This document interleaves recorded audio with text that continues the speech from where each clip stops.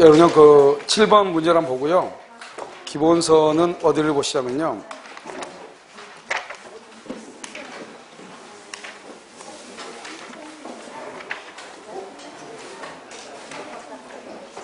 기본서는 405페이지요.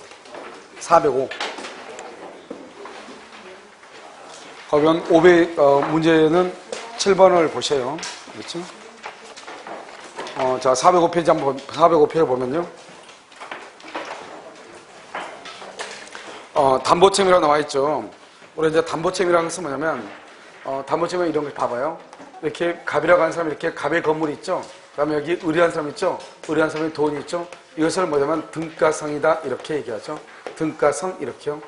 여기 등가성이면 이 갑이란, 이게 만약에 1억짜리다. 1억짜리 가면 건물이 지금 1억이다. 이 말이잖아요. 그러면 여기 1억에 돈을 줬죠. 그 말은 무슨 말이냐. 이 매도인 갑이라고 하는 사람은 자기 물건이 1억 원의 가치가 있다는 것이고, 을은 1억 원의 가치, 1억 원의 을도 1억 원의 가치가 있으니까 1억을 주겠다. 이 말이잖아요. 그렇게 해서 1억 원에 샀다. 이 말이죠. 그런데 문제는 뭐죠? 문제는 물건을 딱 사가지고 와서 보니까요. 여기 이 을의 돈은 아무런 문제가 없는 거예요. 을의 돈은요. 그 다음에 여기 갑의 건물 있죠? 이 갑의 건물에 여기가 하자가 있는 거예요. 오늘처럼 이렇게 비가 오는데요. 비가 샌다. 이 말이죠. 이런 경우 어떻게 할 것인가? 이런 말이죠. 이런 경우는 지금 밸런스가 등가성, 가격이 동등하지 않잖아요. 그러면 이 사람을 뭐라고 하냐? 이 사람을 매수인이다. 이렇게 얘기하고요. 이 사람을 뭐라고 얘기하냐? 매도인이다. 이렇게 얘기하죠. 그러니까 여기 매수인이 있고 여기 이렇게 매도인 이렇게 있잖아요. 그러면 매수인의 입장에서는 만약에 처음부터요. 이 물건이 하자가 있는 것을 알면서 샀다. 그러면 싸게 샀겠어요? 비싸게 샀겠어요? 싸게 샀겠죠. 그러니까 여기겠죠. 여기. 싸게 샀으니까요. 그러면 1억이 아니고 이 사람은 원래 이건 1억 2천인데 1억 원에 샀다 이 말이죠. 수리비 빼고. 이 말이잖아요. 그런데 만약에 이 사람이 모르고 샀다. 모르고. 그러면 싸게 산 거예요? 비싸게 산 거예요? 비싸게 산 거예요. 비싸게. 그러면 여기 매수인 이렇게 있잖아요. 이 매수인은 선의일 때 이 말이죠. 그러면 선이면 이 사람은 너무 비싸게 샀죠? 열받잖아요. 그러니까 매수인한 사람이 매도인한테 쫓아가겠죠? 이렇게요. 그래서 뭘 한다? 여기서 돈을요, 좀 깎아달라고 얘기하겠죠? 돈을 깎아달라. 이것을 뭐라 한다? 대금 감액 청구다. 이렇게. 대금 감액이요. 또는요, 여기다 어떻게 돼요? 여기다 이렇게 물건을 이렇게 얹겠죠? 이것을 우리는 뭐라 한다? 손해배상. 이렇게요. 손해배상을 이렇게 청구할 수 있어요. 손해배상. 그럼 어떻게 돼? 무거우니까 이렇게 올라가겠죠? 그 다음에 별짓 다 해보죠? 손해배상도 해보고 깎아도 보고 해도 안 될 경우가 있겠죠? 그럼 어떻게 한다? 여기서요. 계약을 해제하겠죠. 해제. 이렇게 손해배상과 계약의 해제와 대금 감액 청구를 뭐라 한다? 그것을 담보책임이라고 얘기하는 것이고요. 담보책임은 누가 하는 것이냐? 매수인이 매도인한테 하는 게 담보책임이죠. 이때 매도인의 책임은 뭐냐? 무과실 책임. 그래서 매도인은 무과실 책임을 지는 거죠. 무과실. 잘못이 없어도 책임을 진다 이 말이죠. 이것을 무과실 책임이다 이렇게 얘기하죠. 알겠죠? 그런데 만약에 손해배상액을 정할 때요. 매수인한테 만약에 예를 들어서 과실이 있을 수 있잖아요. 과실이요. 그러면 이것을 과실은 말 수 있다. 상계할 수 있다. 그래서 과실을 상계할 수 있다 이 말이죠. 이것은 무슨 책임이고? 무과실 책임이고 이것은 과실 상계를 할 수 있다 이런 말이죠. 됐죠? 이것을 이제 뭐냐면 담보책임이라고 하는데요. 담보책임은 이제 모두 몇 가지가 있냐? 먼저 담보책임을 하기 전에 569조를 보면 569조 타인의 권리 매매죠. 그래서 타인의 권리 매매 이렇게요. 그래서 우리는 원칙적으로 타인의 물건에 대해서 매매 계약을 체결할 수 있거든요.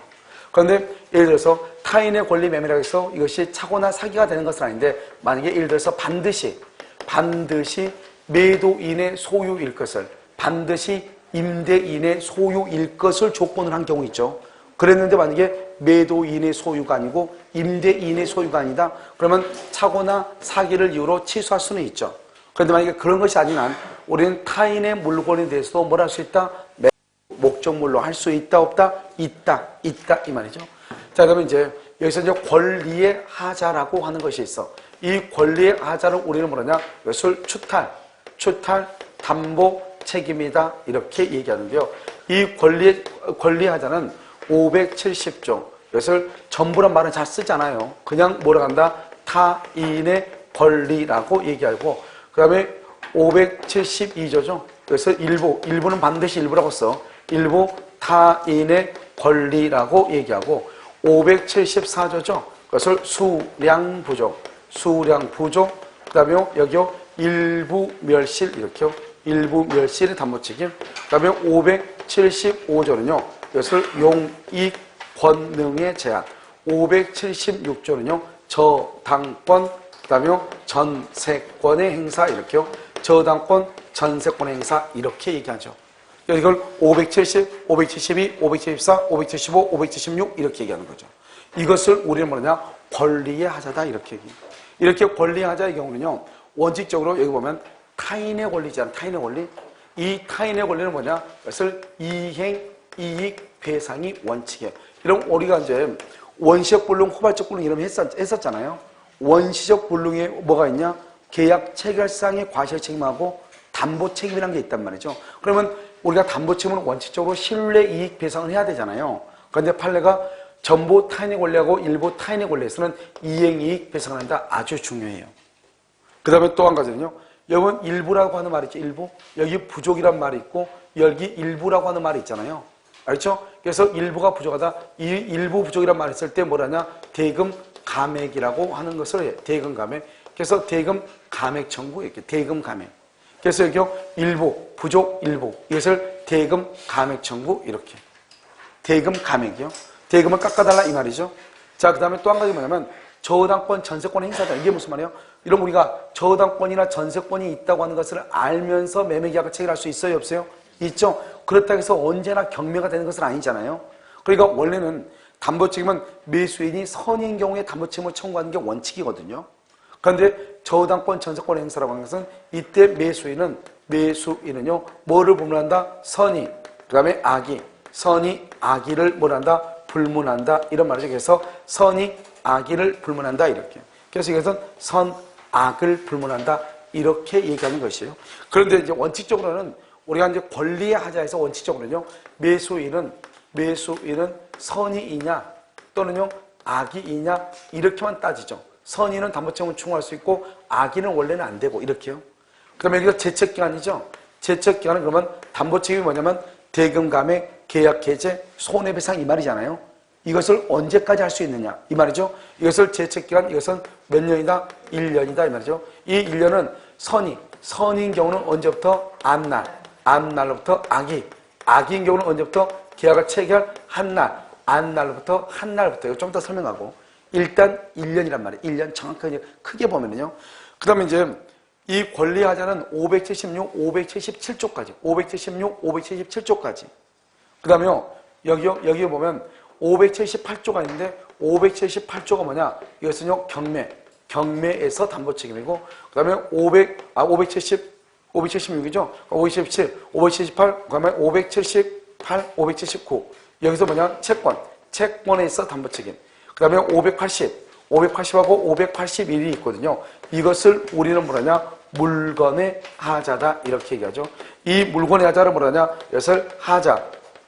그 다음에 담보 책임이다 이렇게 얘기하죠. 그래서 하자, 물건의 하자를 하자 담보 책임 이렇게 얘기해요. 그럼 이게 580이고 581인데 580에는 뭐가냐? 이것을 종류물이라고 하는 것이 있고요. 581에는요 특정물이라고 하는 것이 있어요. 이건 종류물이고 이것은 특정물 이렇게 있단 말이죠.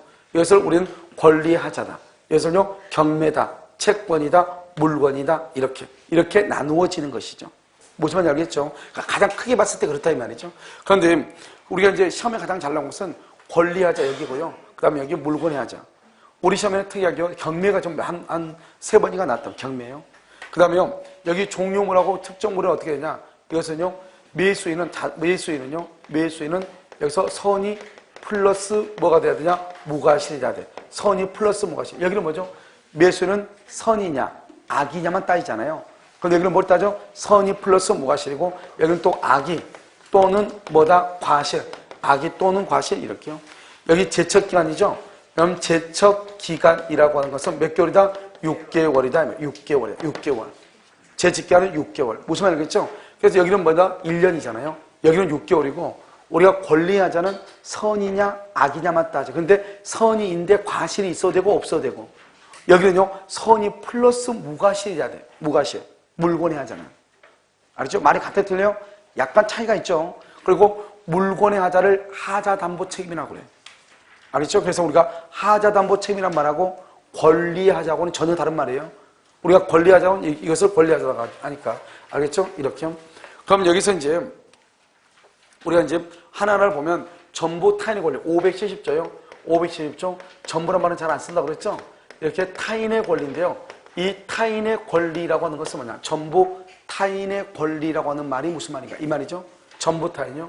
그럼 이 570조 전부 타인의 권리는 여기서 어떻게 보는 것이냐? 이렇게 보는 것이죠. 이렇게 이제 갑이라고 하는 사람하고 여기 을하고 계약을 했단 말이죠. 그런데 갑이 술이 만취가 됐어요. 그럼 술이 만취가 된 상태에서 을하고 계약하면 유효이다, 무효이다? 무효잖아요. 무효. 그런데 을 앞으로 이렇게 등기를 했는데 이 등기는 무효거든요. 무효니까 을은 소유자가 아니거든요. 소유자가 아니고 그럼 누가 소유자냐? 갑이 소유자가 되거든요. 갑이 소유자, 갑이 소유자. 그런데요, 이 을이라고 하는 사람이요, 자기가 소유자가 아님에도 불구하고 이 을은 자기가 소유자가 아닌 건 모르는 거예요.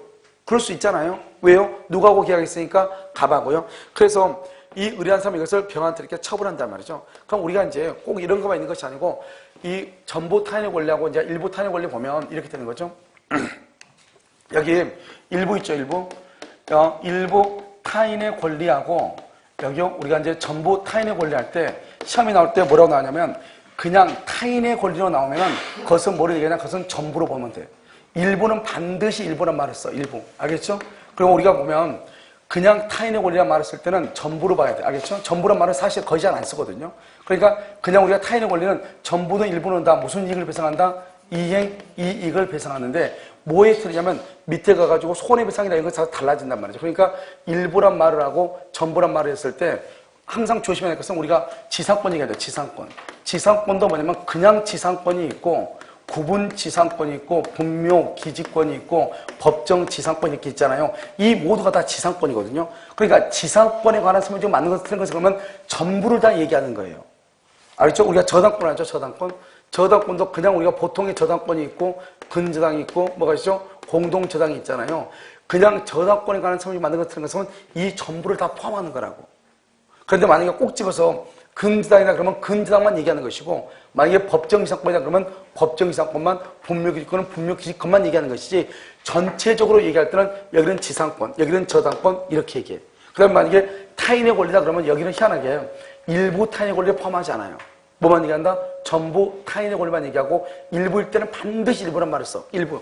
우리가 보면 간접점유자하고 간접점유자하고 또 뭐가 있죠? 여기요 직접 점유자 이렇게 있잖아요. 그러면 간접 점유하고 직접 점유가 있을 때는 간접하고 이렇게 직접 이렇게 있죠. 그럼 여기 점유자, 점유자잖아요. 그런데 직접이라는 말을 거의 잘 쓰지 않아요. 그냥 점유자라고 얘기했을 때는 직접만 얘기해요. 그런데 간접은 반드시 간접이라는 말을 써야 돼. 일부는 반드시 일부란 말을 써야 돼. 알겠죠? 그냥 얘기할 때. 그런데 여기서 지상권이나 저당권 이렇게 했을 때는 지상권 속에도 여러 가지가 있고 저당권 속에도 여러 가지가 있잖아요. 아무 말이 없이 저당권 오면 전부를 다 얘기해. 그래서 여러분요, 저당권에 있어서 피담보 채권 그러면은 근저당권은 장래 불확정한 채권이잖아요. 저당권은 현재 확정된 채권이잖아요. 이 모든 것이 다 지문에 다 나오는 것이에요. 알겠죠? 그러니까 이것을요, 우리가 먼저 구분을 먼저 해야 돼. 그래서 타인의 권리가 이렇게 있고요. 이렇게 있죠? 그러면, 여기에서 보면 이 병이라는 사람 있잖아요. 이 사람이 이제 뭐가 되냐? 이 사람이요. 이 사람이 자기 것도 아님에도 불구하고 자기는 자기가 소유자라고 착각을 해서 매도인이 이렇게 매수인한테 매매를 하죠. 결국 이 사람은요, 자기 물건을 파는 것이 아니고 남의 물건을 판 거잖아요. 그러니까 어떻게 돼요? 이 사람 입장에서는 타인의 권리에 대해서 처분한 거죠. 그럼 어떻게 하면 돼요? 이 사람이요, 갑한테 물건 사가지고 등기를 해주면 되죠. 그런데 어떤 이유로요, 등기를 해줄 수가 없는 경우가 있다 이 말이죠. 그러면 이 매수인이 열받잖아요. 그럼 매수인이 매도한테 쫓아가가지고 너가 책임을 져라 이렇게 얘기하죠. 그것을 뭐라 하냐? 570조 전부 타인의 권리다 이렇게 얘기하는 거예요. 그런데 문제는 뭐냐면 571조는요. 571조는 선의의 매도인, 선의의 매도인이요. 매도인이 계약을 해제할 수 있다 이 말이죠. 여기를 보면 원래 담보책임이라고 해서 누구한테요? 매수인이 매도인한테 그게 담보책임이잖아요. 그런데 여기는 매도인이 선이란 말이죠. 선의의 매도인이 계약을 해지한다 이 말이죠. 선의의 매도인이. 무슨 말이겠죠? 그러니까 매도인이 선의인데 계약을 해제. 이런 경우는 어떻게 한다? 이것은 말만 나와있지 이것은 담보 책임이 아니다 이 말이죠. 그래서 담보 책임이 아니다. 아니에요. 알겠죠? 왜요? 담보책임은 누구한테? 매수인이 매도인에게 하는 게 담보책임이고 이것은 매도인이 계약을 해야 하니까 그럼 여기 봐요. 이 의뢰한 사람은 법을 잘 몰라가지고 이 갑이 손이 많지 않은 사람하고 계약을 해도 자기가 등기를 가지고 있으니까 이 등기가 무효가 되지 않고 자기가 소유자라고 착각할 수 있잖아요. 착각을 해가지고 의뢰업형한테 팔았는데요. 그런데 막 보니까 자기가 소유자가 아니더라 말이죠.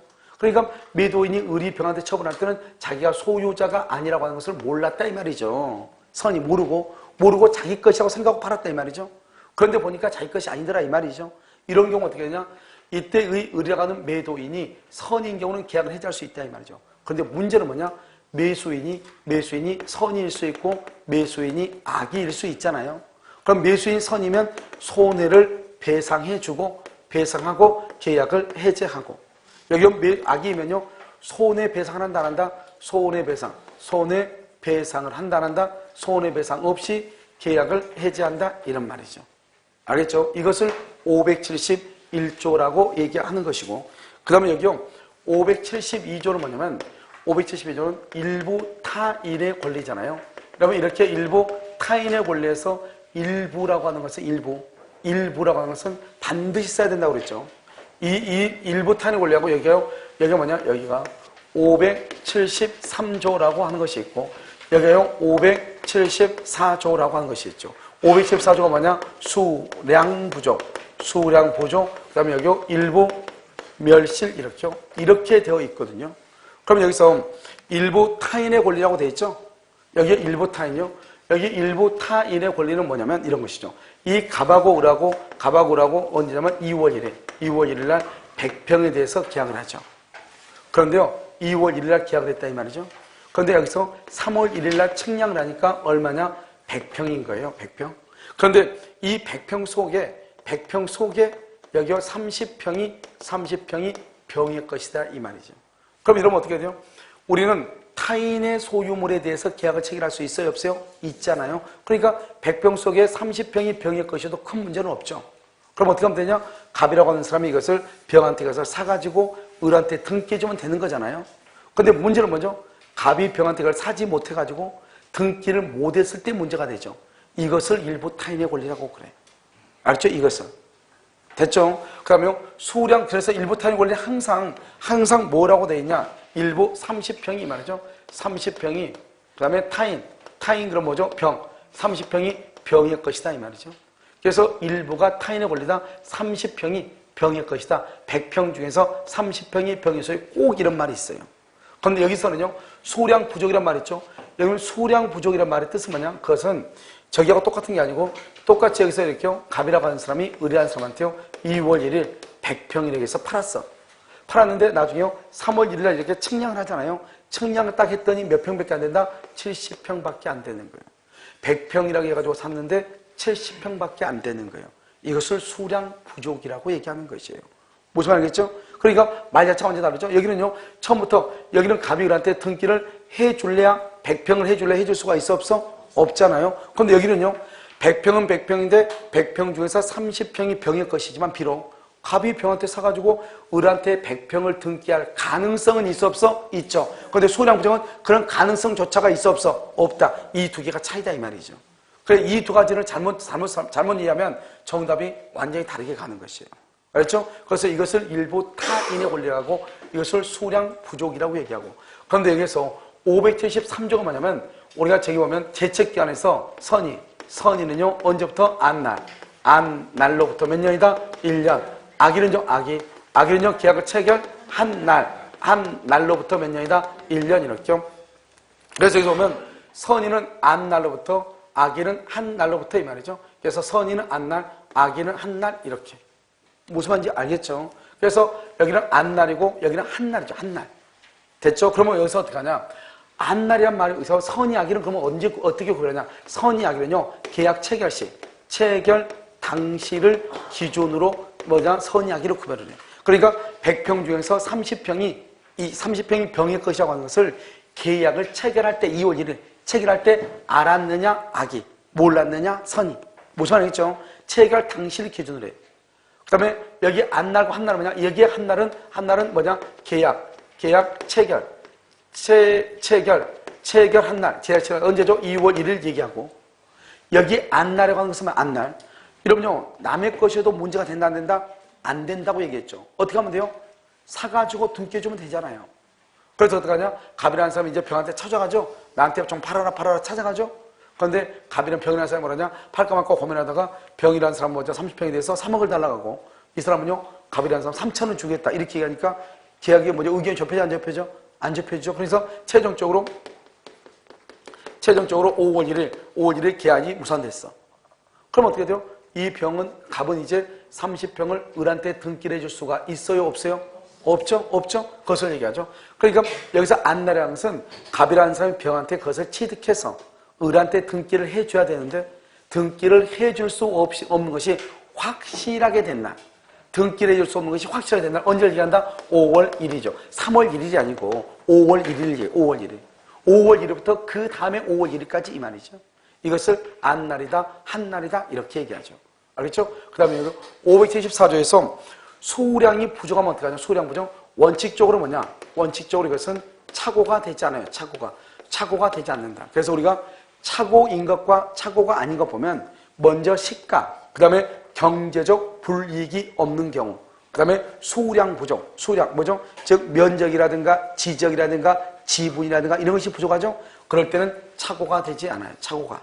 그런데 만약에 이 수량 부족이 수량을 지정한 매매, 수량을 지정한 매매, 이 말이 무슨 말이냐? 평당 얼마다? 100만 원. 100만 원에 100평을 계약을 했다. 이것을 얼마다? 1억이다 이 말이죠. 그래서 평당 100만 원에 100평을 계약했다. 이것이 1억이단 말이죠. 이것을 우리는 뭐란다? 수량을 지정한 매매다 이런 말이죠. 이것이 우리가 1억이다 이 말이죠. 이런 경우 뭐냐? 이것을 뭐냐면 아파트 분양이다 이 말이죠. 아파트 분양. 알겠죠? 이것을 우리가 뭐냐? 수량을 지정한 매매라고 하고 평당이죠. 이 평당을 뭐냐? 면적을 이 말이죠. 면적을 100만 원이죠. 이것을 뭐라냐? 가격 결정이죠. 가격 결정. 그래서 면적을 가격 결정의 가장 중요한 요소로 파악했다. 그래서 면적을 가격을 결정하는 가장 중요한 요소로 파악. 이것을 우리는 뭐란다? 수량 부족 일부 멸실이다. 이렇게 얘기하죠. 수량 부족 일부 멸실 이렇게. 알겠죠? 그러니까 면적이 부족하다 해서 무조건 수량 부족 아니에요. 반드시 무슨 말이 있어야 돼? 수량을 지정한 매매가 있어야 되고요. 또 이렇게 수량 부족 이것은 또 어디에서 의미가 있냐면요. 우리가 이제 여기요 가능과 불능에서 보면 원시적이고 그 다음에 객관적이고 그 다음에 뭐라 한다? 여기서 전부가 불능이냐 여기 일부가 불능이냐 이렇게 얘기하잖아요. 이렇게 전부가 불능이면 무효이고 계약 체결상의 과실 책임을 질 수가 있다. 그런데 일부가 불능인데 그 일부가 매매 계약에서 일부가 불능이다. 그럼 이것은 뭐다? 이것은 계약 체결상의 과실 책임으로 가는 것이 아니고 무슨 책임으로 간다? 담보 책임으로 간다. 이게 아주 중요해. 여기서 민법 총칙에서 아주 중요하다고. 알죠? 그러니까 면적의 일부가 부족일 때는 담보 책임으로 가는 거지 계약 체결상의 과실 책임으로 가는 것이 아니고 면적이 부족하다 해서 착오가 되지 않는다. 그래서 여러분 가끔 책에 보면 뭐라고 나오냐? 착오와 담보 책임이 경합하면은 담보 책임으로 해결한다 이런 말이 나와. 그래서 왜 그러냐? 면적이 부족한 것은 착오가 되지 않고 담보 책임이 될 수 있기 때문에 그렇단 말이죠. 알겠죠? 그래서 이것을 수량 부족이다 이렇게 얘기하고 일부가 멸실이란 말의 뜻은 뭐냐면 일단요 이 건물이요 3층짜리 건물에서 계약을 체결하기로 했는데요. 계약을 체결하기 전에 이미 그 목적물의 일부가 태풍에 의해서 멸실이 됐다 이 말이죠. 그래서 일부 멸실이라고 얘기하는 것이죠. 이것을 574조라고 얘기하고요. 그 다음에 575조는 용익권능의 제한, 용익권능이요. 이 용익이라는 것을 봐봐. 여러분들 나중에 중개업을 하다 보면 가장 많이 부딪히는 것이 이거예요. 알겠죠? 우리가 먼저 보면 이렇게 건물 있죠? 갑의 건물에 대해서 여기 의뢰한 사람하고 3월 1일 날 계약을 했거든요. 그런데 이미 이 집에는 1월 15일 날, 1월 5일 날 A죠? A가요, 여기요, 유치권이 있고요. 유치권이 있고, 그 다음에 대항력 있는 임차권이 있고요. 그 다음에 전세권이 있고요. 이런 것들이 있는 거예요. 언제요? 1월 5일 날이요. 1월 5일 날. 이미 1월 5일 날요. 유치권이 있고, 대항력 있는 임차권이 있고, 전세권이 있고, 이렇게 있는 것이에요. 무슨 말인지 알겠죠? 자, 그 다음에 이것을 이제 뭐라냐? 이것을 매수인. 그러면 이 매수인은요, 집을 샀는데 뭐예요? 이미 이 집에 유치권이 있고, 아직 임차인이 살고 있고, 전세가 있단 말이죠. 들어가서 잠을 잘 수 있어요? 없어요? 없잖아요. 그러니까 사용하고 수익하는 것이 제한을 받고 있다. 이 말이죠. 그 다음에 또 한 가지는요, 여기 지금 이렇게 토지가 있어요. 이 토지에 대해서 의뢰한 사람이 매수인이죠. 매수인이 샀는데요. 여기 3월 1일 날이요. 그런데 이미 이 토지는 다시 여기요. 2월 1일 날이요. 이미 A라고 하는 사람이 뭐가 있냐? 여기 지상권이 있는 거예요. 전세권이 있고요. 지역권이 있다고 했는데 지역권이 없고요. 또 이 토지에 또 유치권이 있고요. 대항력에는 임차권이 있고 이런 것들이 있는 거예요. 그러니까 어떻게 돼요? 이 매수인이 땅을 샀지만 농사를 지을 수가 있어요? 없어요? 없죠? 이것을 사용하고 수익하는 것이 제한되어 있다. 그래서 여러분요, 가끔 여기서 뭐가 나오냐? 여기서 뭐냐면 여기 지역권이 없는 경우 이런 말이 나와. 토지에 대해서 매매 계약을 했는데 지역권이 없다. 생각을 해봐. 지역권이 없다 그러면 더 이상 사용하고 수익할 수가 있다 없다? 없다 이런 말이잖아요. 그 다음에 여기 보면 576조는요. 저당권 또는 전세권의 행사죠. 그럼 이 말이 무슨 말이냐면 이런 말이에요. 이 저당권이나 전세권에 의해서 경매가 됐다 이 말이잖아요. 알겠죠? 경매가 됐다. 저당권이나 전세권에서 경매가 됐다 이런 말이잖아요. 그러니까 경매가 되면 어떻게 돼요? 여기서 보면 여기 이 건물 있죠. 갑의 건물에 을이라고 하는 사람이 3월 1일 날요. 이렇게 매수인이죠. 매수를 했단 말이죠. 그런데 이미 여기는 A라고 하는 저당권이 있었어요. 저당권, 이게 1억 원의 저당권이 있었단 말이죠. 피담보채권이요. 그런데 이 집이 5억짜리인데요. 이 의뢰한 사람이 계약을 하면서 5억을 다 주고 계약을 한 경우가 있고 4억을 주고 계약을 한 경우 두 가지가 있다 이 말이죠. 그럼 만약에 4억을 주고 계약을 했단 말이 무슨 말이에요?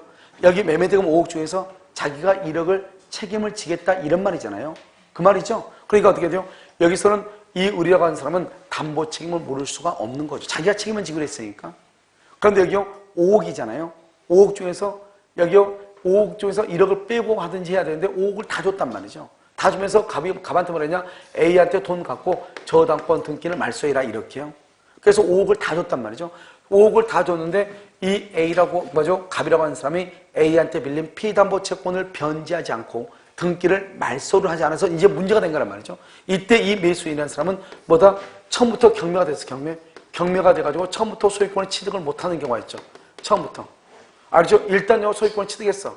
일단 취득했는데 나중에 뭐가 된다? 경매가 되죠. 경매가 돼서 소유권을 상실한 경우가 있죠. 왜냐면 일단 내 앞으로 등기했는데요. 이 사람이 돈을 갚는다는데 돈을 갚지 않아가지고 나중에 경매가 된 거예요. 나중에. 그래가지고 소유권을 상실한 경우 있고 여기는 처음부터 내가 등기하기 전에 경매가 돼버린 경우가 있고. 그러면 여기는요. 그러면 여기서 어떻게 의리요? 5억 주고 집을 샀는데 1억 때문에 경매가 되면 돼요? 안 돼요? 안 되죠. 그래서 어떻게 돼요? 이 사람이 출제 비용 상환 청구라고 해가지고 출제 비용 상환 청구권이라고 해서 이것은 여기밖에 없어요. 여기밖에. 알겠죠? 출제 비용 상환 청구라는 것은 여기밖에 없단 말이죠. 그럼 이 말이 무슨 말이냐? 이런 것이죠. 이 의뢰라고 하는 사람이요. 의뢰한 사람이 5억 주고 샀는데 1억 때문에 경매를 당하면 안 되잖아요. 그러니까 이 사람이 어떻게 해요? 다시 또 1억을 대신 갚는 거예요. 1억을 이 사람이 대신 갚아. 그러면 결국 이 사람은 집을 5억에 산 거예요? 6억에 산 거예요? 6억에 산 거랑 마찬가지죠. 6억 원에 산 거랑 마찬가지잖아요. 그러니까 이 사람은 어떻게 돼요? 그 1억을 갑한테 받아와야죠. 우리 이것을 채권법에서 뭐라냐? 구상권이라고 얘기하죠. 구상권. 그 구상권을 여기서는 뭐라 한다? 출제 비용 상환 청구다 이렇게 얘기하는 거죠. 여러분 무슨 말인지 아시겠죠? 이렇게 그래서 여기는 여기밖에 없다. 그런데 여기서 봐봐. 여기 보면 여기 이 구조 이거 구조가 뭐하고 지금 비슷하냐? 이 구조가 여기 소유권을 취득하죠? 그리고 뭐가 있다? 경매가 있죠? 그러면 소유권이 상실을 하죠. 취득하고 경매로 인해서 상실했죠. 그런데 뭐하고 똑같냐면 가등기하고 똑같아. 가등기하고. 여기 우리 1번이요. 1번 이렇게 갑이 있죠? 여기 2번 누구죠? 2번 을이라는 사람이 뭐가 있어? 가등기가 있죠? 이렇게 가등기가 있는 것을 3번 병이 취득했어. 병이 취득했어. 가등기가 있는 걸 취득했어. 그래가지고 나중에요. 이 사람이 가등기에서 무슨 등기를 한다? 번등기를 하죠? 여기서 번등기를 하죠? 번등기를 하니까 호등기는 직권으로 뭐가 된다? 말소가 되죠? 그래서 병의 것은 이렇게 직권으로 말소가 돼. 똑같잖아, 구조가. 그러니까요, 가등기가 되어 있는 건물을 매수한 자가 번등기가 됨으로써 직권으로 말소가 되죠? 그러면 이 병이라는 사람은 갑한테 가서 담보 책임을 추궁하는 것이죠. 이것을 576조다 이렇게 얘기를 해. 알겠죠? 몇 조? 576조 이렇게 얘기한단 말이죠. 이것을 우리는 저당권 행사다. 여기까지가 우리 뭐냐면 권리의 제한이다. 이렇게 권리 알겠죠? 권리. 그러면 우리가 이제 봐봐. 여기까지 이러면요. 저당권 행사란 말이 무슨 말인지, 여기 용익권능이란 말이 무슨 말인지, 수량 부족 일부 멸시란 말하고, 그 다음에 여기 선의는 안 날이고 악인은 계약을 체결한 날이고, 그 다음에 일부 타인의 권리가 무슨 말인지, 전부 타인의 권리가 무슨 말인지, 일부 타인의 권리하고 전부 타인의 권리에서 손해배상은 무슨 이익을 배상한다? 이행 이익을 배상한다. 이런 말 있잖아요.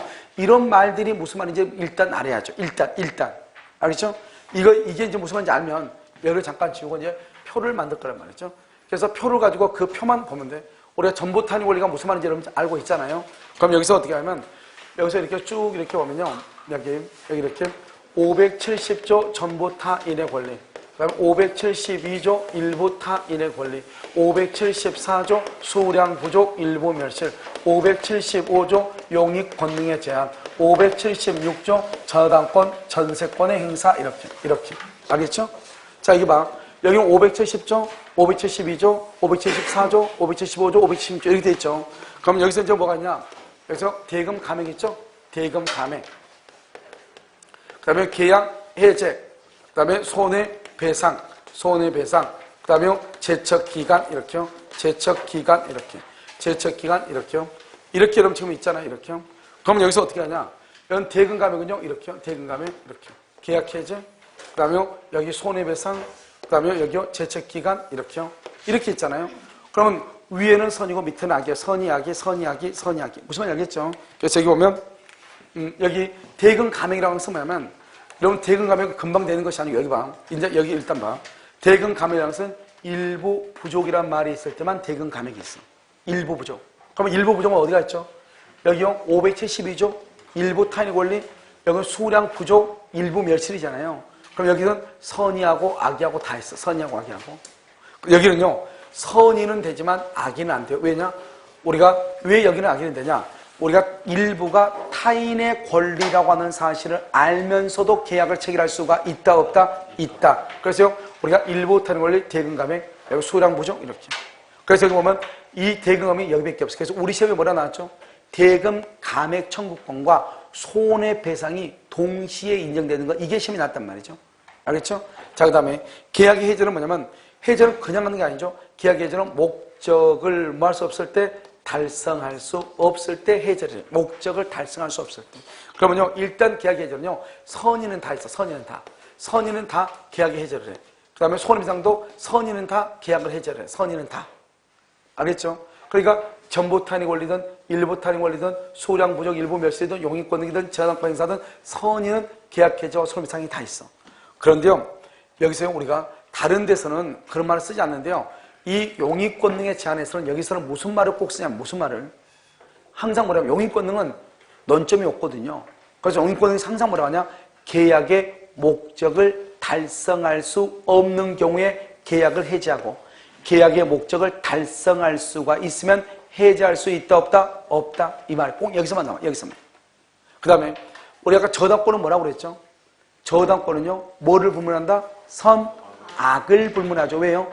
우리가 저당권이 있다고 하는 것을 알면서 또는 모르고 계약을 할 수 있어 없어? 있잖아요. 그러니까 여기 저당권이 있다고 하는 것을 알고 있다고 해서 언제나 경매가 되는 것은 아니기 때문에요, 선, 악을 불문하고 계약 해제, 손해배상. 또 뭐가 있죠? 또 하나 뭐가 있죠? 출제 비용 상환 청구. 출제 비용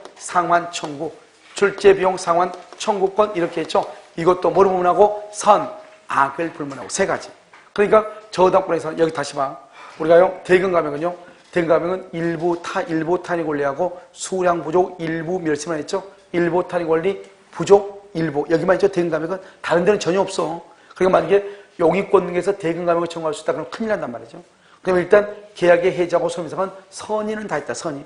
그런데 저당권은요, 뭐를 불문한다? 선의, 악의를 불문한다. 그럼 봐봐. 저당권의 행사로 인해서 권리를 잃을 때는 선악 불문하고 계약을 해제하고, 선악 불문하고 손해배상 청구하고, 선악 불문하고 출제 비용 상환을 청구할 수 있다. 이런 말이죠. 알겠죠? 자, 그런데요, 여기 봐봐. 여기 전부가 타인의 권리야. 전부가 타인의 권리일 때는 그럼 어떻게 돼요? 전부가 타인의 권리일 때는 우리가 계약을 해제하잖아요. 해제. 우리가 이렇게 계약을 해제할 때는 계약의 목적을 달성할 수 없을 때 계약을 해제하죠. 그런데 여러분요, 전부가 타인의 권리일 때는 계약의 목적을 달성할래야 달성할 수가 있어요, 없어요? 없잖아요. 그러니까 여기는요, 뭐를 불문하고? 선, 악을 불문하고, 전보탄이 걸리는 선악을 불문하고 계약을 해제할 수 있다 이 말이죠. 뭐를 불문하고? 선, 악을 불문하고, 선악 불문하고, 선악. 그 다음에 여기는요, 제척기간이죠. 여러분, 제척기간은요, 우리가 선악 불문하고 이렇게 계약을 해제할 수 있잖아요. 선악 불문하고 이렇게 계약을 해제하잖아요. 이런 경우는 제척기간이 없어요. 제척기간이 없어요. 제척기간이 없어. 알겠죠? 없단 말이죠. 그 다음에 나머지는요, 나머지는 일부하고 수량하고 용이거든요. 안날로부터 몇 년이다? 1년. 안날로부터 몇 년이다? 1년. 안날로부터 몇 년? 1년. 이렇게요. 그 다음에 여기는 뭐가 있죠? 여기도 아기가 있죠?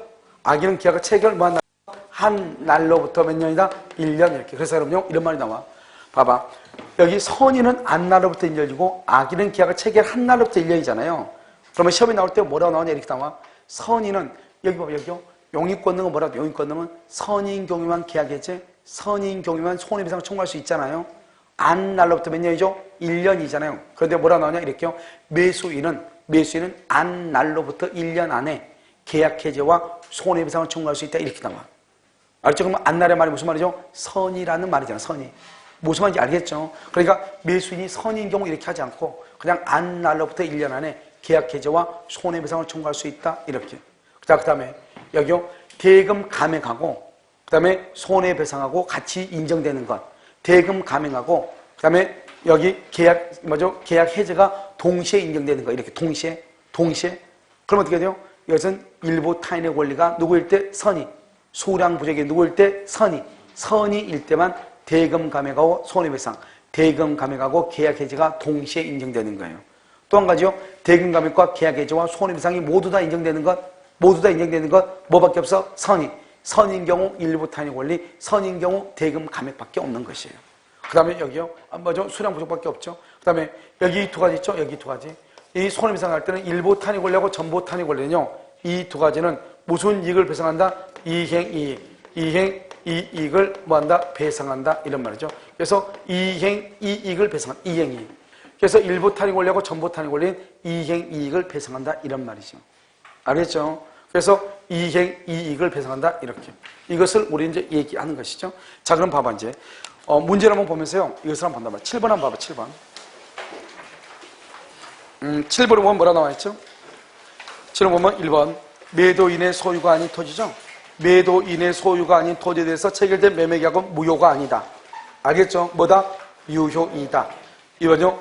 매매계약의 목적이 된 권리 전부가 타인에게 속한 경우 매도인이 그 권리를 취득하여 매수인에게 이전할 수 없다면 선의의 매수인은 계약을 말 수 있고 그 해제권은 계약 체결일로부터 몇 년? 1년. X가 되죠? 왜요? 여기 봐봐. 여기 보면 여기 지금 뭐를 얘기하냐? 전부 타인의 권리는 선악을 불문하고 계약을 해제하고 선인 경우 이행이익 배상 손해배상을 하고 제척기간은 있다 없다? 없다. 그래서 1년 그러면 안 되죠. 제척기간은 없다. 이렇게. 제척기간은 없다. 자, 3번은요. 타인의 권리 매매에서 목적물을 매수인에게 이전할 수 없게 된 것이 줄곧 오직 매수인의 규칙사유. 오직 매수인 때문에 그랬다. 오직 매수인 때문에. 이런 그런 경우는요. 매도인은 담보 책임을 진다, 지지 않는다, 지지 않는다. 그래서 오직 매수인의 잘못이다. 담보 책임을 지지 않는다. 이렇게. 4번은요. 타인의 권리 매매로 인한 담보 책임의 내용으로 손해배상은 무슨 얘기다? 이행이익 배상. 이행이익 배상이다. 이렇게. 5번. 매매계약 당시 매매 목적물이 타인 소유임을 알지 못한 선의의 매도인 아까 얘기했죠? 선의의 매도인 줄 것이고 그것은요. 계약을 말 수 있다. 해제할 수 있다. 이게 법조문 이렇게 나와서 해제할 수 있다. 그다 써. 그래서 뭐라고 쓰냐면 매수인이 선의인 경우 손해를 배상하고 해제. 매수인이 선의인 경우 손해를 배상하고 해제. 이렇게. 됐죠? 정답 몇 번? 2번이죠. 자, 8번은요. 일부 타인의 권리죠. 자, 일부 타인의 권리 봐. 여기 봐. 여러분, 일부 타인의 권리의 말은 아까 무슨 말인지는 알았죠? 무슨 말인지 일부 타인의 권리는 항상 일부 타인의 권리 뭐냐? 몇 평 중에서 몇 평이 누구 것이야. 이 말이 꼭 있어. 알겠죠? 자, 그럼 보라고. 1부터 N의 권리. 여기 한번 먼저 봐. 1부터 N의 권리 뭐를 불문하고? 선, 악을 불문하고 대금감해. 선인 경우 뭐? 계약 해제. 선인 경우 뭐? 손해배상. 그런데 무슨 얘기다? 이행이. 그러면 선인 경우는 언제부터? 안날. 악인 경우는 언제부터? 한날. 이 말이죠? 자, 봐요. 1번.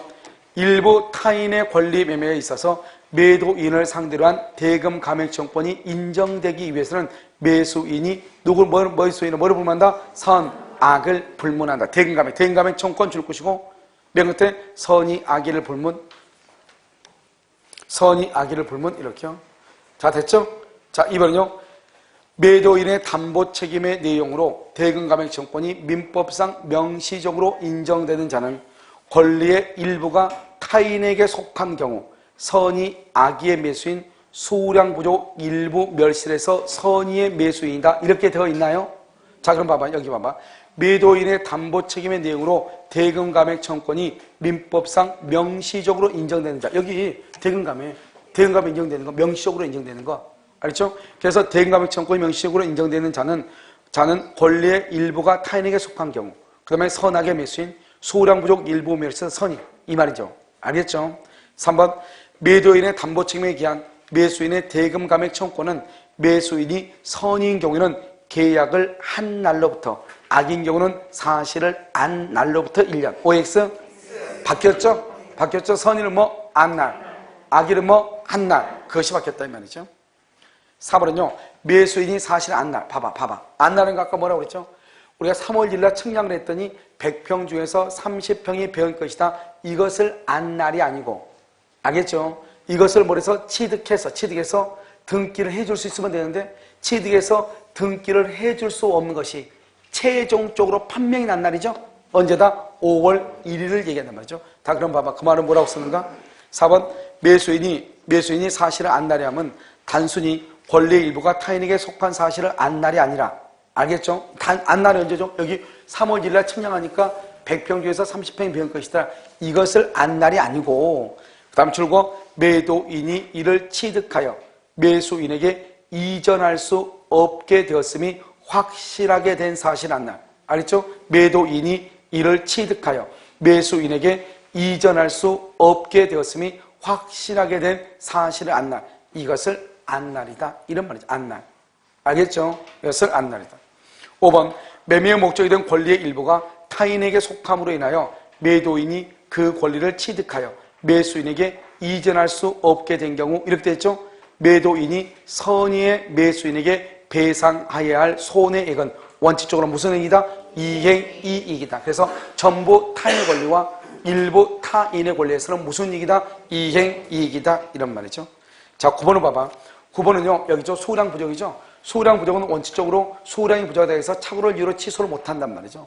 그런데 수량 부족은 반드시 수량을 지정한 매매란 말이 있어야 돼. 알겠죠? 그것은 뭐냐? 평당 100만 원 이런 말이 있어야 된단 말이죠. 이 평당 100만 원을 뭐란다? 면적을, 가격을 결정하는 가장 중요한 요소로 파악했다. 이런 말이 있어야 된다. 이런 말이죠.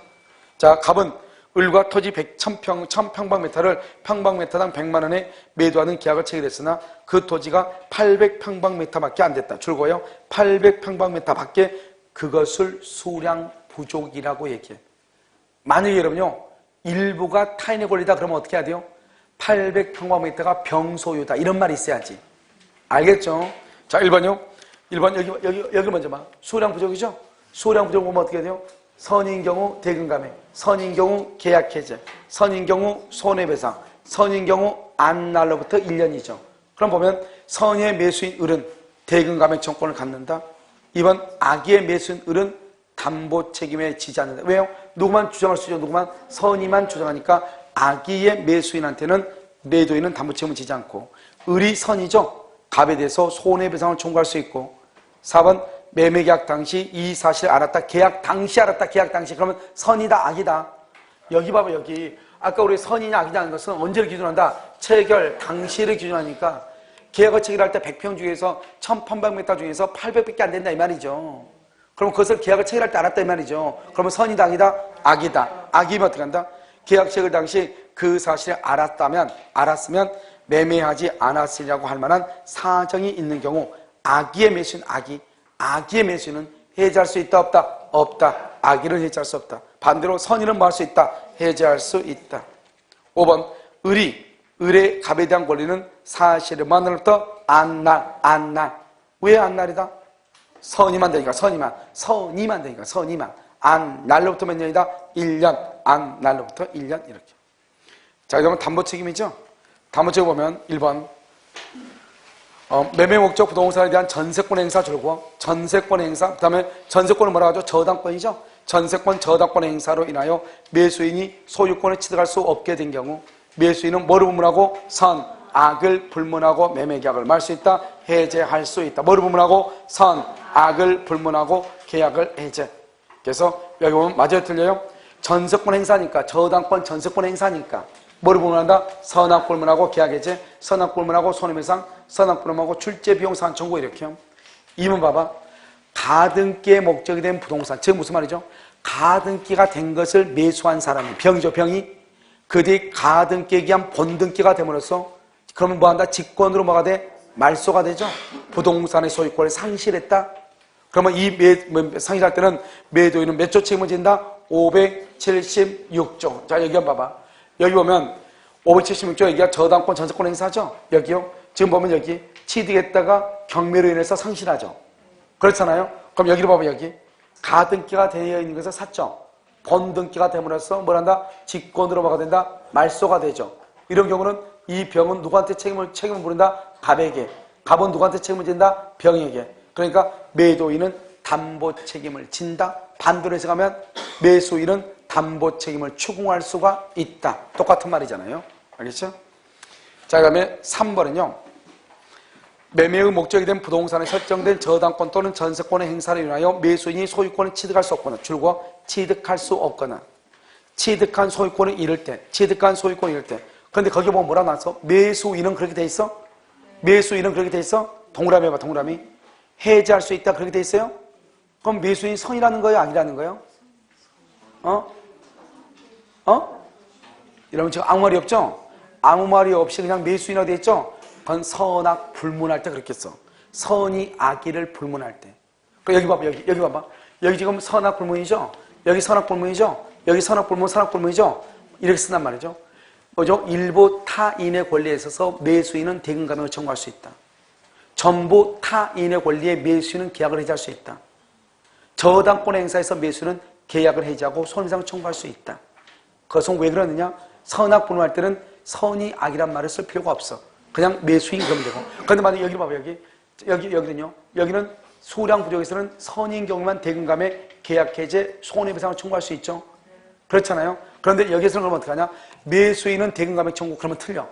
매수인은 뭐를 불문하니까? 선악을 불문하니까 반드시 앞에다 뭐라 써야 돼? 선의의 매수인은 그 말을 써야 돼. 이해됐나요 지금? 아무 말을 써야 되면 물어본다? 선악 불문하고 이렇게. 그 다음에 4번. 부동산의 매수인이 소유권을 보존하기 위하여 자신의 출제 동그라미 피담보 채권을 변제함으로써 그 부동산에 설정된 저당권을 소멸시킨 경우 매수인은 그 저당권의 존재에 관한 뭐를 묻지 않고? 선악을 묻지 않고 이렇게 선악을 묻지 않고 맨 끝에 변제액의 상환을 청구 그 변제액이 먼저 그 출제한 변제액의 상환을 청구하죠. 뭐를 묻지 않고? 선악. 그것을 뭐라 한다? 출제 비용 상환 청구 이렇게. 자, 5번 부동산에 관한 줄고 수량 지정 매매요. 수량 지정 매매에서 실제 면적이 계약 면적에 미달하죠. 미달. 그러면 선의의 매수인은 대금 감액을 청구할 수 있고 그 미달 부분에 해당하는 매매계약의 일부 무효무효로 그 다음에 줄고 부당 이득을 반환 청구하거나 맨 끝에요. 계약 체결상의 과실에 책임도 물을 수 있다. 둘 다 안 돼. 계획은 감액 촉구를 행사할 수 있으나 이래야지. 있으나 그 다음부터 그 미달 부분에 해당하는 매매계약의 일부 무효임을 이유로 부당이득 반환이나 계약 체결상의 과실에 따른 책임을 물을 수는 없다 이래야 돼. 이게 여러분요 여기에서만 잘 나오는 것이 아니고 민법 총칙에서 원시적 불능 후발적 불능할 때 그게 잘 나온다 이 말이죠. 불능에서 물어볼 때 무슨 말 알겠죠? 여기 한번 봐봐. 여기 봐. 여기 원시적 객관적 뭐죠? 전부가 불능이면 뭐? 계약 체결상의 과실책임. 일부가 불능이면 뭐? 그 일부가 매매다 이 말이죠. 매매는 뭐가 된다? 담보 책임으로 가야지. 그러면 계약 체결상의 과실 책임으로 가면 된다, 안 된다? 안 된다. 그걸 지금 얘기하는 거예요. 이런 민법 총칙에 보면 맨 앞에 원시적 불능, 후발적 불능 그게 나온단 말이죠. 그래서 매매계약에서 일부가 불능이죠. 그러면 일부가 불능이면 그것은 담보 책임으로 가야 되는 것이 574조. 알겠죠? 뭐로 가면 안 된다? 계약 체결상의 과실 책임이라든가 부족하다고 해가지고 부당이득 반환 청구하면 안 되죠. 부당이득 반환. 뭘 하면 되니까? 대금 감액을 청구하면 되기 때문에. 무슨 말인지 알겠죠? 자, 그 다음에 어디로 보시면 여기까지가 뭐냐면 여러분 권리하자예요. 권리하자. 그럼 권리하자 다 본 거예요. 알겠죠? 그럼 지금부터 이제 우리가 뭘 보냐면 물권의 하자를 경매하고요. 경매. 그 다음에 채권하고 물권의 하자를 보는데 채권은 우리가 좀 이따요. 지문에서 바로 보면 되고 그 다음에 뭐냐? 먼저 지금 나와 있으니까 경매를 먼저 봐. 경매. 여러분 경매는 뭐죠? 경매. 경매는 이렇게 갑이 있죠? 갑이 있으면 갑을 뭐란다? 채무자라고 얘기하죠? 채무자. 이 사람은 뭐란다? 물상보증인이다. 물상보증인이 될 수도 있죠. 이것을 채무자라고 그래. 그 다음에 여기 을이죠? 을은 먼저 채권자죠? 채권자. 다른 말로 이것을 뭐란다? 저당권자라고 얘기를 해. 여러분 경매가 됐다는 말이 무슨 말이죠?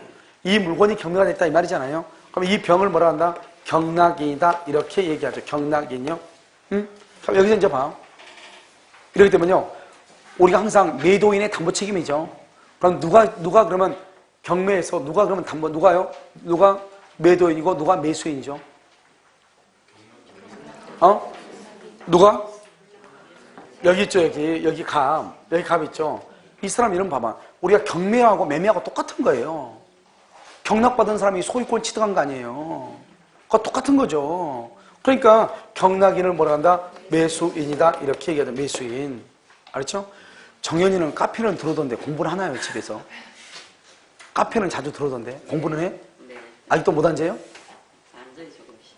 조금씩 앉아요? 나는 다음부터 절대로 주사 안 맞으려고요. 그렇죠? 자, 그 다음에 채무자죠? 채무자가 물상보인데 이 사람은 뭐냐면 이 사람을 뭐냐? 매도인이라고 얘기하죠. 여러분 누가 책임지요? 누가 책임져? 매도인이 책임져. 매도인이. 그래서 여러분요. 채무자가 1차적으로 책임을 지는 거예요. 그런데 채무자가 책임을 못 지면 배당을 받은 저당권자가 2차적으로 책임을 지는 거예요. 그런데 항상 시험에는 뭐라고 나오냐? 1차적으로 배당받은 채권자가 책임진다. 우리 시험에 2번이나 정답으로 나왔단 말이죠. 무슨 말이겠죠? 채권자가 책임지는 것이 아니고 누가 책임진다? 채무자가 1차적으로 책임을 진다. 1차적으로.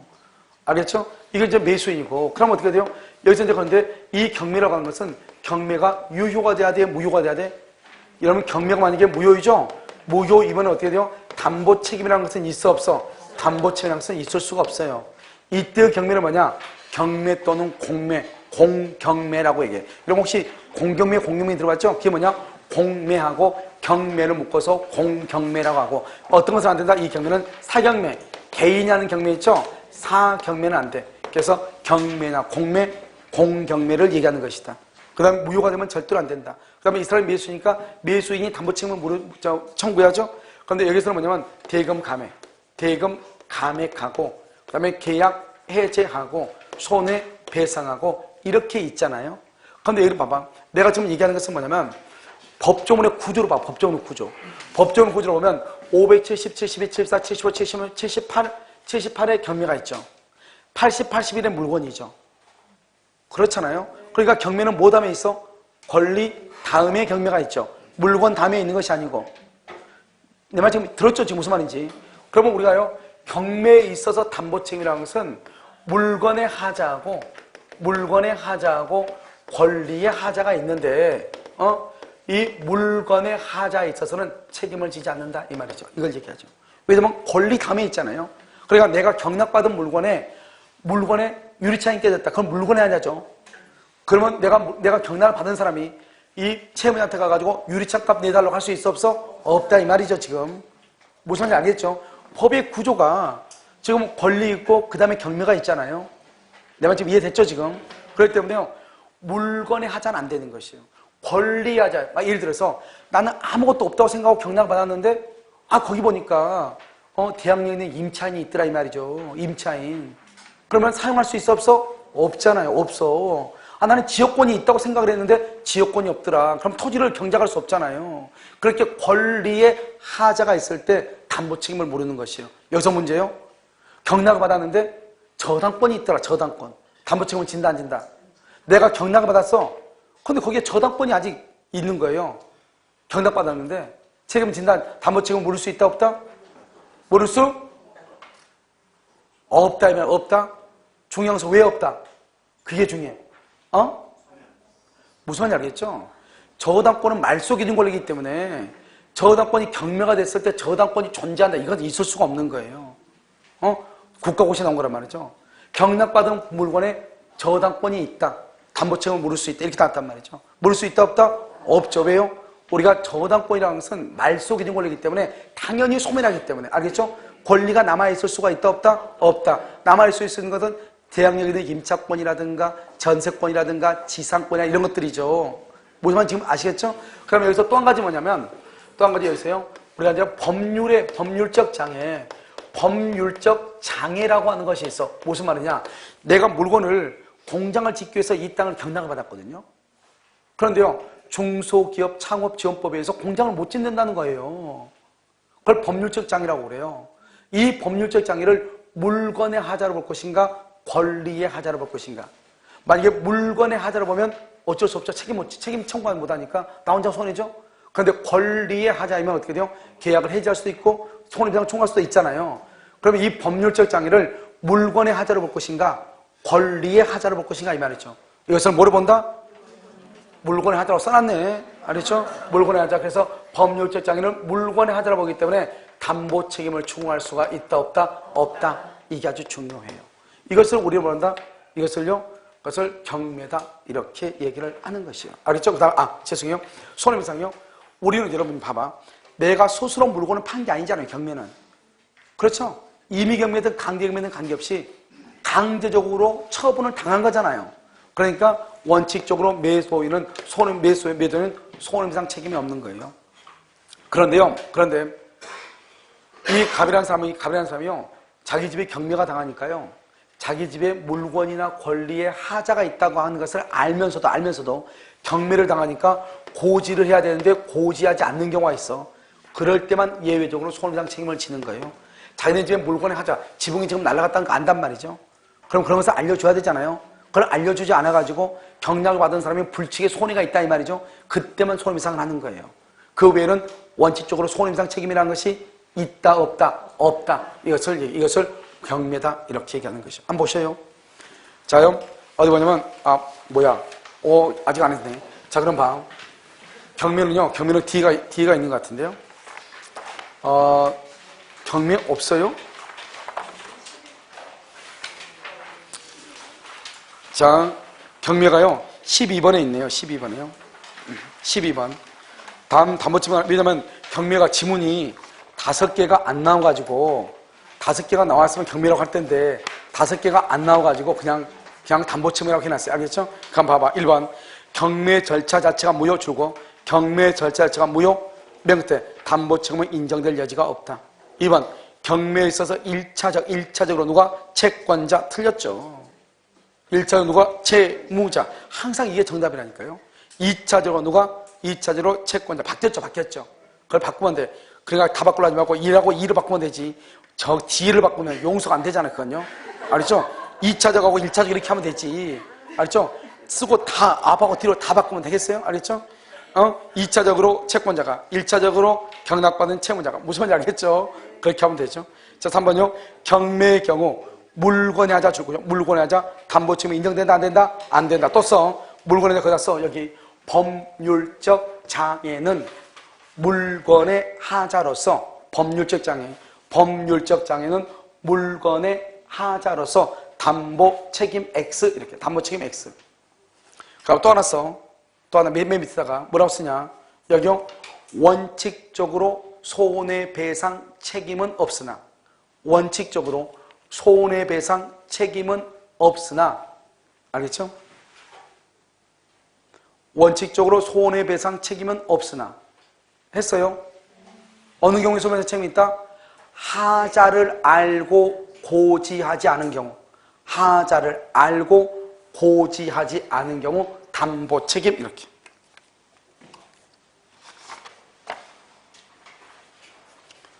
자, 그 다음에 4번 5번 봐봐. 4번 5번 뭐냐면 여러분 혹시 채권을 매매할 수 있나요? 채권? 채권 사고팔고 할 수 있어? 없어? 아, 이러면 채권을 왜 사고팔고? 채권은 재산권이잖아요. 자, 봐봐. 여기 봐봐. 여기 봐봐. 여기 봐봐. 여기 갑하고 이렇게 을하고 있죠? 갑이 을하는 사람한테 1억을 빌려줬죠?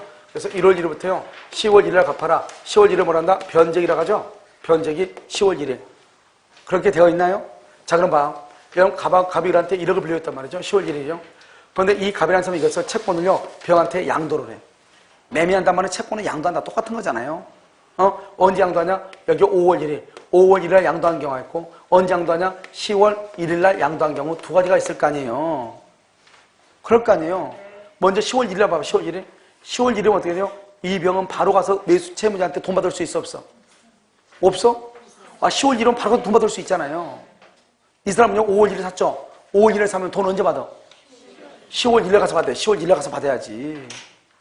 무슨 말인지 알겠죠? 그러면 채권을 처분할 때는요, 두 가지 형태가 있어. 하나는 뭐냐? 그냥 갑이 병한테 그냥 채권을 팔아. 그럼 병이 채권을 사죠? 샀는데, 갑한테 갔더니 갑이 돈이 없어. 아, 그럼 병 혼자 손해죠. 이런 경우가 있고, 채권을 담보하는 경우가 있어, 담보. 담보라고 하는 것은 뭐냐? 이 말이죠. 갑이 병한테 팔면서 5월 1일 팔면서 뭐라냐? 10월 1일 날 돈 갚을 날짜니까 을한테 가면 을이 돈이 있을 것이다. 만약에 을이 돈이 없으면 내가 대신 돈을 줄게. 그걸 담보라고 그래. 알겠죠? 자, 봐봐. 10월 1일 날, 오늘 10월 1일 날 팔면서 뭐라냐? 야, 내가 지금 돈이 급해서 그러는데, 지금 을을 못 만나서 그러는데, 야, 이거 오늘 가면 을한테 돈 받을 수 있는데, 1억이면 너무 비싸죠. 만약에 예를 들어서 10만 원 이렇게 봐. 내가 창호증에 10만 원 있는데, 너 우선 이거 나한테 10만 원 주고, 이 돈 갖고 와서 너가 을한테 가서 받으면 안 돼? 할 수 있어, 없어? 있잖아요. 알겠죠? 그럼 이게 뭐라 하죠? 병이, 야, 그럼 울 돈 없으면 어떡할래? 야, 그럼 내가 다시 줄게. 알겠죠? 그걸 채권을 담보한다. 이런 말이 있단 말이죠. 알겠죠? 그런데 만약에 갔더니 돈이 없더라. 아, 그러면 갑이 다시 또 그 병한테 돈을 줘야죠. 그런데 문제는 뭐죠? 오늘 내가 가야겠잖아요. 근데 가다가요, 자기가 어디 간지 몰라가지고 건망증이 있어가지고 다시 뒤돌아왔어. 알겠죠? 그래서 3일 뒤에 갑자기 생각나가지고 돈 받으러 갔다, 이 말이죠? 그럼 오늘 갔으면 돈 받을 거 아니에요? 3일 뒤에 가니까 그 사람이 망한 거예요, 어제. 그럴 수 있잖아요?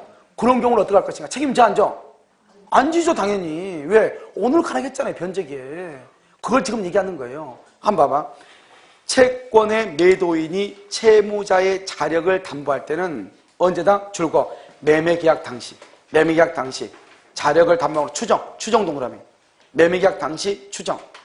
두 번째, 5번에 줄거 변제기에 도달하지 않는 채권. 변제기에 도달하지 않는 채권. 그 말이 무슨 말이죠? 그러면 4번은 뭐예요? 4번은 계약 당시 자력을 담보한다잖아. 계약 당시. 그러니까 5번은 봐봐. 변제기에 도달하지 않았다고 그랬죠? 그러면 4번은 무슨 말이에요? 아무 말이 없지만 앞에다가 봐봐. 맨 앞에다가 이렇게 해가지고 쓰란 말이죠. 변제기에 도달한 채권이라니까 이게 4번이. 이게 4번하고 5번은 법조문 그대로예요. 그런데 4번은 변제기에 도달한. 왜 그러냐? 5번을 보면 그 말을 알 수 있죠. 5번은 변제기에 도달하지 않았다고 되어 있잖아요. 그럼 변제기에 도달하지 않으면 어떻게 돼요? 변제기에 도달하지 않은 채권의 매도인이 채무자의 자력을 담보할 때는 언제요? 줄거 변제기의 자력을 담보. 변제기의 자력을 담보 추정. 그러니까 언제 이건 팔았다? 밑에는 언제 팔았다?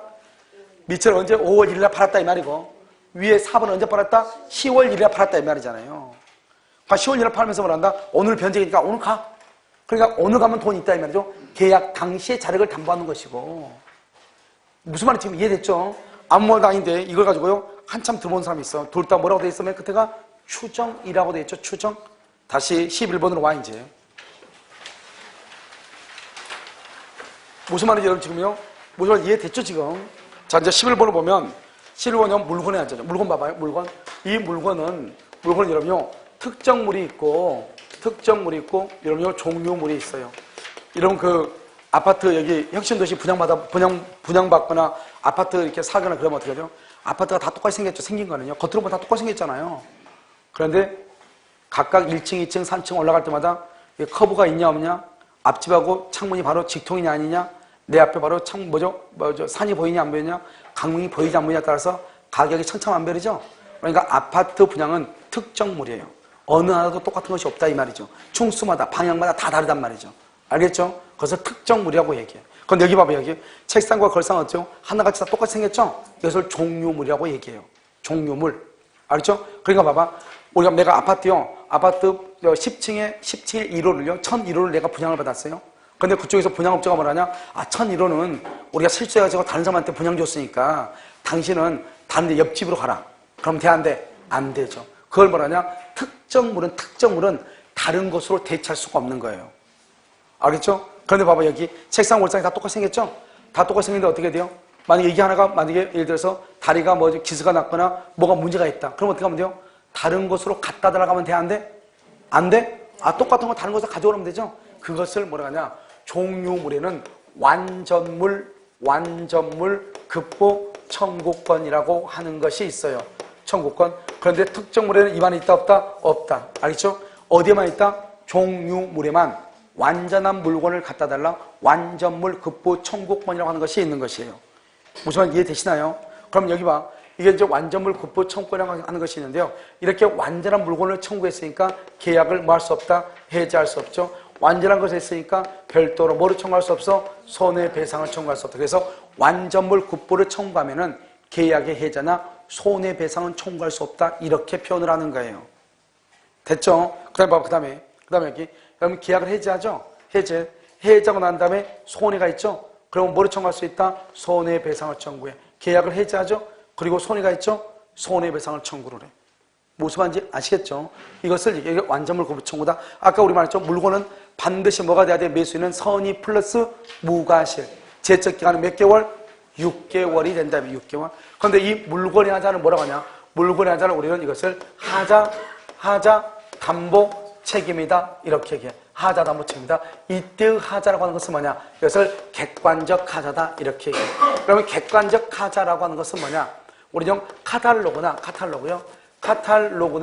검사 성적서에 규정 게시되어 있는 검사 성적서에 기재되어 있는 성능이 나오면 유효. 그러한 성능이 나오지 않으면 하자가 있다. 이 말이죠, 이게. 여러분요, 지금요, 강의실 온도가요. 지금 강의실 온도가 어제는 되게 덥더라고요. 어제는 덥지 않았어요? 더웠죠? 그래서 강의실 온도가요, 더우니까요. 더우면 사람마다 다 다르잖아요. 어떤 사람은 에어컨 틀었으면 좋겠다. 어떤 사람은 이 온도가 딱 좋은 사람이 있죠. 추위를 많이 타는 사람 딱 좋을 거 아니에요.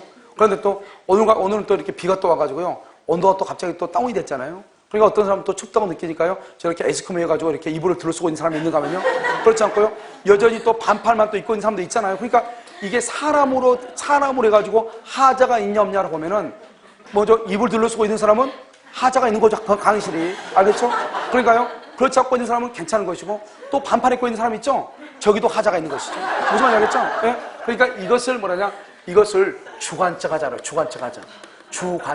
그러니까요. 주관적 하자면 지금 봐봐. 반팔 입고 있는 사람 있죠? 그 다음에 이불 둘러쓰고 있는 사람 있죠? 그럼 누구한테 맞춰? 누구한테 맞추냐고. 그러니까 돼, 안 돼? 안 되죠. 그래서 객관적 하자로 가는 거예요. 무슨 말이냐? 지금 저 에어컨을 딱 운전했어. 지금 이런 정도의 강의실에 이런 정도의 이론이 있을 때 10분으로 운전하면 10도가 떨어진다. 그럼 정말로 운전해보면 되죠. 10도가 떨어지면 하자가 없는 것이고 떨어지지 않으면 하자가 있는 것이고. 무슨 말인지 알겠죠? 이것을 객관적 하자다 이렇게 얘기하고 또 이런 하자로 인해서 뭐가 있냐? 확대 손해가 나올 수 있죠. 이런 뭐죠? 가장 대표적인 게 뭐예요? 옥상에 균열이 가가지고 비가 오니까 빗물이 돼서 밑에 집까지 어떻게 해요? 손해가 물이 가가지고 벽지가 다 젖은 경우 있죠? 그걸 확대 손해라고 그래요. 이 확대 손해는 먼저 의무를 위반하고 의무 위반에 대해서 뭐가 있어야 된다? 귀책, 사유, 잘못이 있어야 돼. 이걸 확대 손해라고 얘기하고 만약에 이러면요 건물이 만약에 신축됐다 그러면 돼. 처음에 신축됐다. 이런 건물 신축됐다면 한번 봐보세요. 이게 번질해가지고요. 페인트로 다 발라놓으니까 물건이 다 좋은 것처럼 보이잖아요. 그러니까 하자가 발견이 돼, 안 돼? 안 되죠. 그래서 신축 건물은 1년을 돌아봐야죠. 여름에는 장마를 한번 쳐보고, 겨울에는 추운 날씨에 결로 현상이 있어가지고 어떻게 되는가 하는 게 다 봐야 되잖아요. 그러니까 우리가 신축 건물의 경우는 하자를 어떻게 판단하는 것이냐. 만약에 유리창이 깨졌다? 바로 발견할 수 있잖아요. 그러면 하자죠. 그런데 나중에요. 여름에, 봄에 건물이 완공됐는데 여름에 장마가 져가지고 비가 셀 수 있죠? 그러면 그때 바로 발견하거나 바로 발견할 수 없는 하자 또는 원래의 하자로부터 확산된 하자. 아까 말했죠? 옥상이요. 방수 처리가 안 돼가지고 확산된 하자 빗물에 있어가지고 밑에까지 침해가 있는 것. 이런 것들, 이 모든 것들을 다 뭐한다? 담보 책임을 지는 것이에요. 무슨 말이겠죠? 그래서 문제 11번 한번 보시면, 자, 11번에 1번. 매매의 목적물에 하자가 있는 때에는, 이래 됐죠? 하자가 있는 때는 매수인은 하자로 인하여 계약의 목적을 달성할 수 없는 경우 줄고, 계약의 목적을 달성할 수 없는 경우 바로 밑에 해제. 그 다음에 기타의 경우가 뭐죠? 기타는 기타의 경우서 목적 달성 가능 이 말이죠. 목적을 달성할 수 있는 경우 이 말이죠. 목적을 달성할 수 있는 경우는 그럼 어떻게 돼요? 목적을 달성할 수 있는 경우에는 어떻게 한다? 손해배상만 청구할 수 있으나 매수인이 하자가 있는 것을 줄고 알았거나 과실로 알지 못할 때, 알았거나 악이죠. 과실로 알지 못한다. 그러면 과실이 있죠. 그러면 그러하지 아니하다. 담보 책임을 추궁할 수 있다 없다? 없다. 그러하지 아니하다 이퀄 담보 책임 X 이 말이죠. 우리가 아까 말했죠. 물권의 하자에서는 반드시 매수인은 뭐가 돼야 돼? 선의 플러스 무과실. 2번은요. 신축 건물을 매도하는 매도인이 매수인에 대하여 신축 건물 거기를 박스예요. 매도 건물에 대해서 하자가 있을 때는 책임을 지고 그에 대한 보수를 지급하기로 약정을 했어. 그래서 특별한 사정이 없는 한 매도인은 계약 당시 또는 매수인이 인도받은 후에 용이하게 발견할 수 있는 하자, 용이하게 발견한다, 유리창 깨졌다 이 말이죠. 뿐만 아니라 바로 발견할 수 없는 하자, 나중에 결로현상, 알겠죠? 그런 하자는 물론 당초의 하자로부터 무슨 하자? 확산된 하자, 방수 처리 안 돼가지고 빗물이 있어가지고 아래층까지 침해를 입은 거 모든 거에 대해서 책임을 진다. 신축 건물은. 알겠죠? 그러니까 2번 한마디 뭐예요? 말에 의해서 나죠? 온 동네 책임진다. 간단히 말하면. 알겠죠? 자, 3번은요. 매매 후 목적물을 특정물로 지정했다. 특정물. 그러면 특정물에 하자가 있을 때 계약의 해제 또는 손해배상 청구를 하거나 하자 없는 물건을 청구 줄고 하자 없는 물건을 청구 OX. 왜? 여기서 봐봐. 완전물 급부청구는 어디만 나와? 종류물에만 나와. 종류물에만. 아까 말했죠. 특정물은 뭐예요? 아파트 1001호. 1001호를 다른 걸로 바꿔줄게. 돼? 안 돼? 안 되는 거잖아요. 그래서 특정물에 하자 없는 물건을 청구가 뭐냐? 완전물 급부청구 이 말이죠. 완전물 급부청구. 그것은 종류물에만 있고 특정물에는 없다 이 말이죠. 그래서 맨 위에 매매 목적물이 특정물을 뭐로 바꿔야 돼? 종류물로 바꿔야 되겠죠. 4번은요. 매도인의 하자담보 책임에 기한 손해배상의 범위를 정함에 있어서 하자의 발생 확대 강화한 줄고 매수인의 잘못을 참작할 수 있다. 매수인의 잘못을 참작할 수 있다서 과실상계할 수 있다 이 말이죠. 과실상계할 수 있다 이렇게. 그 다음에 5번 매도인의 하자담보 책임에 관한 매수인의 권리행사 기간은 제척 재판상 청구를 한 줄고 출소 기간이 아니다. 그 다음에 권리행사 기간 줄 것이고 그 권리행사 기간은 몇 개월이다? 안 날로부터 몇 개월? 6개월이다. 안 날로부터 6개월. 자, 그 다음에 13번 봐. 13번. 그 다음에 13번은 뭐라고 되어 있죠? 담보 책임에 관한 설명이 틀린 것은 이렇게 되어 있죠.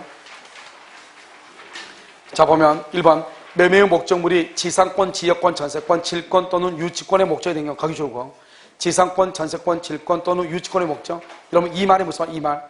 이 말은 뭐를 못한다? 용익권능, 용익권능, 용익. 지상권, 전세권 때문에 쓸 수가 없다 이 말이죠. 매수인이 이를 알지 못한다 줄고 선인 경우에만 선인 경우 그로 인하여 줄고 목적을 달성할 수 없는 경우에 하나요 맨 끝에 해제할 수 있다. 아까 우리는 봤었는데 기타의 경우는 뭐죠? 목적을 달성할 수 있죠. 기타의 경우는 해제된다 안 된다? 안 된다. 알겠죠? 기타의 경우 해제할 수 없다. 그래서 아까도 얘기했었죠. 우리가 용익권능의 제한에서는 참 특이하게 지문이 몇 개 없으니까 용익권능의 제한에서는 지문을 만들어야 되죠. 그러니까 꼭 뭐가 나오냐? 다른 데 다 똑같아. 다 우리가 계약 해제는 목적을 달성할 수 없을 때 계약을 해제한다. 다 똑같단 말이죠. 근데 다른 데는 그 말이 안 나와. 용익권능의 제한에서 목적을 달성할 수 없는 경우에 하나여 계약을 해제하고 기타의 경우는 손해배상만 청구한다. 이렇게. 알겠죠? 그 다음에 2번 매매 목적이 된 부동산을 위하여 줄고 존재할 지역권이 없는 경우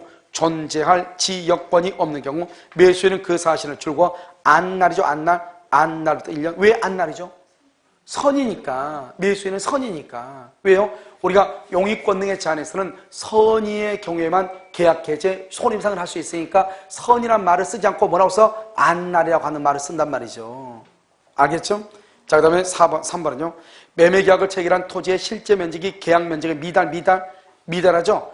그런 경우는 두 번째 줄 끝에 원시적 불능에 의한 책임 줄고 그것을 계약 체결상의 과실 책임이에요. 계약 체결상의 과실 책임, 원시적 불능에 의한 책임은 없으나 무슨 책임을 진다? 수량 부족에 의한 담보 책임이 있다 이 말이죠. 그러니까 우리가 아까 매매계약 몇 번 얘기했죠? 매매계약에서 매매계약의 목적물의 일부가 불능이죠. 일부가 불능이면 어떻게 되는 거예요? 그것은 계약 체결상의 과실 책임으로 가는 것이 아니고 뭐로 가는 것이다? 수량 부족 일부 멸실의 담보 책임으로 간다 이 말이고. 4번은요. 매도인은 하자 담보 책임을 면하는 특약 줄 것이고 하자 담보 책임을 면하는 특약 할 수 있어 없어? 면하는 특약 할 수 있냐고 없냐고? 아니 우리 지금 무슨 법 배우고 있어? 채권법 무슨 규정? 그러니까 할 수 있죠. 임의 규정이니까. 채권법이잖아요. 임의 규정이잖아요. 면하는 특약 할 수 있죠. 그러면 담보 책임 안 지는 거예요. 그런데 아무리 했다 하더라도 매도인이 하자를 알고 고지하지 않는다. 매도인이 하자를 알고 고지하지 않는다. 그러면 또 책임을 져. 그래서 경우에는 매도인이 알고 고지하지 아니한 사실에 대해서 책임을 그냥 틀렸어. 그러면 책임을 져요. 책임을 진다. 그러니까 원래 담보 책임을 면제하기로 약속을 했단 말이죠. 그런데 매도인이 하자가 있다고 하는 것을 알면서 그걸 알리지 않았어. 담보 책임을 받는다, 진다 이런 말이죠. 자, 그럼 5번은요. 당사자는 뭐로? 특약으로 담보 책임을 배제, 감경, 가중할 수 있다, 없다? 있다. 특약으로 배제할 수도 있고 감경할 수 있고 가중할 수도 있어. 우리가 보면요. 가중은 아닌 것 같잖아요. 가중은. 그런데 여러분요. 우리가 임의규정이 뭐예요?